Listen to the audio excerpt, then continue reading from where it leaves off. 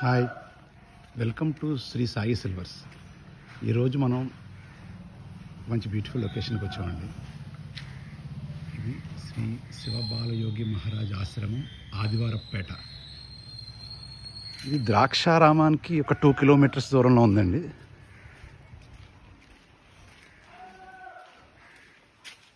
So ఈ ఆశ్రమంలో ఒక స్వామీజీ, ఆయన్ని ఆదివారపేట బాలయోగి అంటారు. ఆయన 12 సంవత్సరాల వయసు నుంచి 12 సంవత్సరాల పాటు తపస్సు చేసి నర్మదా నది నుంచి ఒక శివలింగాన్ని తీసుకొచ్చి ఇక్కడ ప్రతిష్ఠించారు. ఇక్కడ ఒక పెద్ద మంచి బ్యూటిఫుల్ మెడిటేషన్ హాల్ ఉంది. ఒక టెంపుల్, శివాలయం, ఓల్డ్ టెంపుల్ ఉంది. అది చూడడానికి వచ్చాం ఈరోజు. ఇక్కడ ఉండడానికి అకామిడేషన్, ఫ్రీ అకామిడేషన్ ఉంది. టెంపుల్ కమిటీ వాళ్ళు ఫ్రీ అకామిడేషన్ ప్రొవైడ్ చేస్తారండి.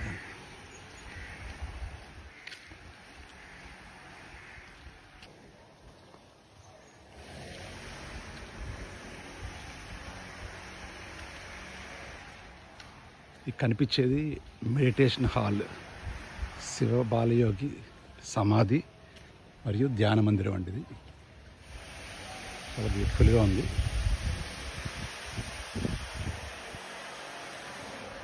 ఇది టెంపుల్.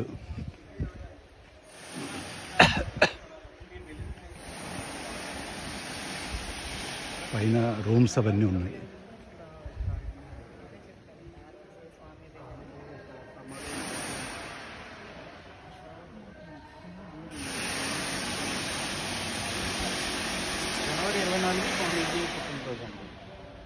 అది ఆలయం. ఆగస్టు 7 స్వామీజీ తపస్సు మొదలుపెట్టింది, సిద్ధి పొందిన రోజు అన్నమాట. తర్వాత ఏప్రిల్ 2 స్వామీజీ విగ్రహ ప్రతిష్ఠ. సరే, ఈ విగ్రహం యొక్క విశిష్టత చెప్పరా? విగ్రహం శివుడి గురించి అండి.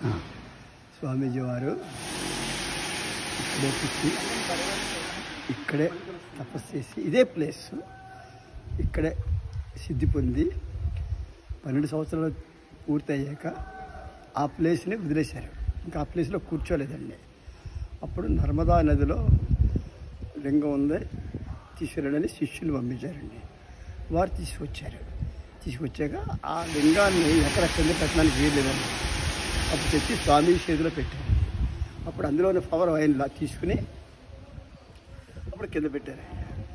అది ఏమన్నారంటే, ఎవరి పవర్ ఉంది అందులో ఉందంటే రావణాసురుని పవర్ ఉంది. రావణాసురుని ఆ పవర్ పట్టుకుందండి. ఎందుకంటే మీకు ఉదాహరణ, ఇలాంటి పవర్ఫుల్ అయిన వ్యక్తులు మామూలుగా ఉండదండి. చూడండి, మోహిని భస్మాసురుడు ఉన్నాడు, ఆయన భస్మం అయిపోయాడు. భస్మం అయిపోతే అప్పుడు విష్ణు శివుడు కలిసి కలయికలో అయ్యప్ప స్వామి పుట్టారు. అలాగే ఈ యొక్క యోగులు మహా అద్భుతమైన శక్తులు వేరే పోవు. ఈయన ఏం చేశారంటే ఆ లింగం గురించి పుట్టవలసి వచ్చింది. ఇక్కడ అది ఇక్కడ ప్రతిష్ఠ చేశారు. ఇది 13వ జ్యోతిర్లింగం అని చెప్పారు స్వామీజీ వారు. అదండి. తర్వాత ఎక్కడ కూడా ఎవరికి ప్రసారం వద్దు, వాళ్ళే వస్తారు ఇక్కడికే. వాళ్ళు తెలుసుకోవాలి తప్ప మనం చెప్తే అర్థం అవుతుంది. వారు ఏదైనా చెప్తే యోగులు చెప్పిన మాటలు వేదాలు అది ఎక్కడ చెప్తారంటే ఎక్కడో చెప్తారు వారు. అంతేగాని మళ్ళాగా మామూలుగా మాటలు ఉండవు కదండి. ఇప్పుడు మనకి అమ్మవారు ఇక్కడ కుడిభాగాన్ని పెట్టారు. వారు మాత్రం భార్యాభర్తలు కాదు, మనకు తల్లిదండ్రులు. ఎందుకంటే భార్య ఎప్పుడు ఎడమ పైకన ఉంటుంది. స్వామీజీ వారు ఏం చేశారంటే అమ్మవారిని కుడిభాగాన్ని పెట్టారు. కుడిభాగం తల్లి ప్లేస్, అది తల్లిగారి ప్లేసు.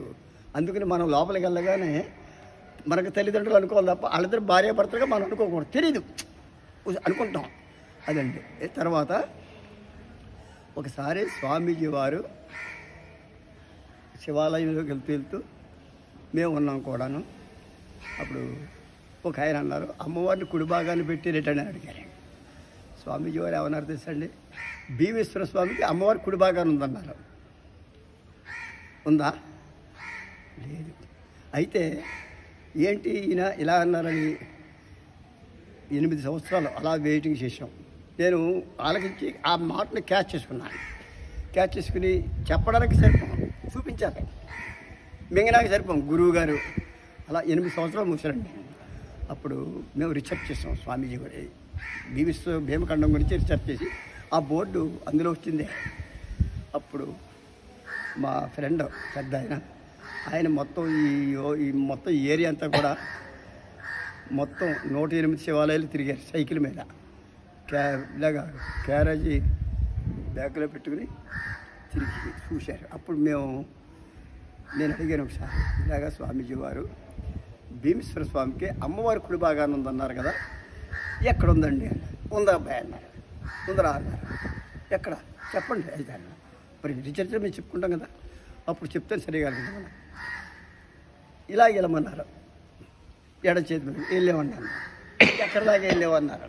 అంటే రీసెర్చ్ ఎలా ఉంటుంది అనమాట, దేవుడిగా చూడడం. అప్పుడు ఇలాగ వెళ్తే ఏముంది, కాలం ఉందో అది వరకు పెట్టినాను. సామర్లకోటలో ఏదేటన్నారు, ఉన్నదండి అన్నారు. సామర్లకోటలో ఎవరున్నారన్నారు? కుమార భీమేశ్వరుడు కొడుకు. ఇలా వచ్చాయి, ఇక్కడే ఉన్నారు భీమేశ్వర స్వామి తండ్రి. ఓహో బాగుంది, ఇలాగ వెళ్ళమన్నారు. ఇలా ఎక్కడికి వెళ్ళాలో మాకు అర్థం కాదు. గోదావరి ఉంది, ఇంకేముందన్నా అమలాపురం వెళ్ళమన్నారు. ఆయన వెళ్ళిపోయినా. అమలాపురాన్ని మగ పేరుతో స్త్రీలింగం ఉంది. చెన్నమల్లేశ్వర స్వామి పేరు, లింగం స్త్రీలింగం. ఎందుకంటే స్త్రీలింగం అని మనకి ఎలా ఉదాహరణ వద్దంటే, మనుషులు 6 రకాల. ఒకటి స్త్రీ, పురుషుడు, నపుంసకుడు, గురువు, సంచారి, తర్వాత ఆచార్యులు, మొత్తం 6. అలాగే గురులింగం, స్త్రీలింగం, పుల్లింగం, ఆచార్యలింగం, సంచారలింగం, గురులింగం, ఈ లింగాలు. అయితే మనకి స్త్రీలింగం రుజువు ఎక్కడ కావాలంటే మనకి రుజువు కావాలి కదండి. ఒక స్త్రీ లింగం చూపించాలి మనకి. శివకోడు వెళితే ఎదర అభిషేకం చేస్తారు, వెనకాల కుంకుమ పూజ చేస్తారు. అమ్మవారు ఉండదు అక్కడ. లింగం ఫ్రంట్ భాగం అభిషేకం, బ్యాక్ సైడ్ అది మరి నపుంసకలింగం కదా, అది రుజువు. అలాగే స్త్రీలింగం ఎంత ఉంటుందంటే ఇంత ఎత్తు ఉంటుంది, ఇలా ఉంటుంది, మంచి అందంగా ఉంటుంది. ఇప్పుడు సామర్లకోట లింగం చూడండి, ఎంతో అందంగా ఉంటుంది. కుర్రోడు కదా భీమేశ్వర స్వామి మామూలుగా. అలాగే ఆవిడ అనకూడదు, ఆయనే, కానీ స్త్రీలింగం. ఈ 2 కూడా, ఈ 3 కూడా ఒకటే సరళ రేఖ, కరెక్ట్గా 3 సమానంగా ఉంటాయన్నమాట. భీమేశ్వరకి అమలాపురం లింగం ఎంత దూరం ఉందో సామర్లకోట లింగం కూడా అంతే దూరం ఉంటుంది. అది ఎవరు చెప్పారంటే ఈ చెప్పారు. మనం ఆ 3 ఒక రోజు చూస్తే శివ కుటుంబాన్ని చూసినట్టు. ఎందుకంటే కుమారస్వామి వీర్యంతో పుట్టినాడు, గణపతి అది కాదు. గణపతి పిండితో పుట్టాడు, కుమారస్వామి వీర్యంతో పుట్టాడు. ఆయన తర్వాత మన అందరూ జనం, మనుషులందరూ కూడా ఆయన. అందుకనే కుమార జనం అన్నా తప్ప గణపతి జనం అనలేదు. ఈ ఒక్కొక్క నక్షత్రానికి ఒక్కొక్క శివాలయం అని ఇప్పుడు ఏం చెప్తున్నారు, అదేంటి సార్? అది మేము తీసిందే, అండి. మేము తిరిగి తీసిందే. అందరి జాతకాలు అందులో ఉంటాయి. అందరూ జాతకాలు రీత్యా స్వామి ఒకసారి చూపించాను, చెప్తాను.